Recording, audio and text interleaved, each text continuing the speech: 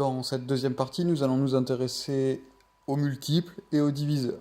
Vous avez déjà manipulé ces deux notions en jouant au Juniper Green. Prenons deux nombres A et B étant différents de 0. Si lorsque vous divisez A par B, vous obtenez un reste égal à 0, alors on dit que B est un diviseur du nombre A.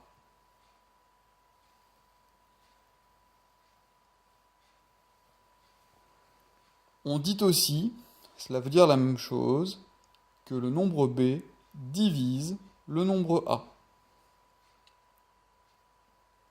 Ou encore que le nombre A est divisible par B. A est divisible par B, cela veut bien dire que lorsque je divise A par B, la division tombe juste, le reste est égal à 0. Dans ce cas, on peut aussi dire que A est un multiple du nombre B. Prenons un exemple pour illustrer. La division euclidienne de 384 par 16 a pour reste 0.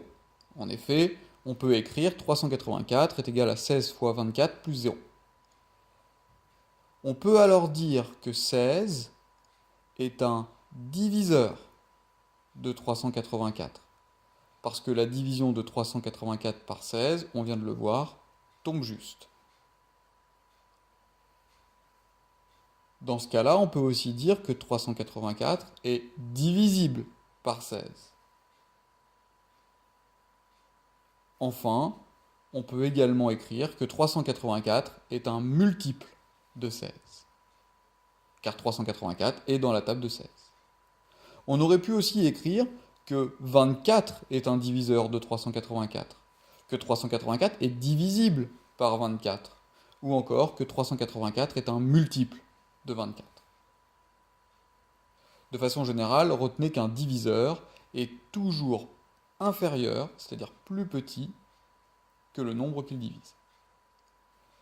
On peut savoir si un nombre entier est ou n'est pas divisible par 2, 3, 5, 9 ou 10 sans faire la division grâce au critère de divisibilité. Par exemple, si un nombre entier a pour chiffre des unités 0, 2, 4, 6 ou 8, alors c'est qu'il est divisible par 2. Si la somme des chiffres d'un nombre est divisible par 3, alors ce nombre est divisible par 3 lui-même.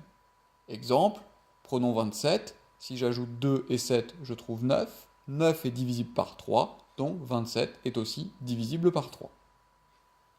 Si un nombre entier a pour chiffre des unités 0 ou 5, alors, vous le savez, il est divisible par 5. Si la somme des chiffres d'un nombre est divisible par 9, alors ce nombre est divisible par 9. Prenons l'exemple de 81. Si j'ajoute les chiffres qu'il compose, 8 plus 1, je trouve 9. 9 est divisible par 9, donc 81 est également un nombre divisible par 9. Enfin, si un nombre entier a pour chiffre des unités 0, alors il est divisible par 10. Prenons l'exemple des diviseurs de 80.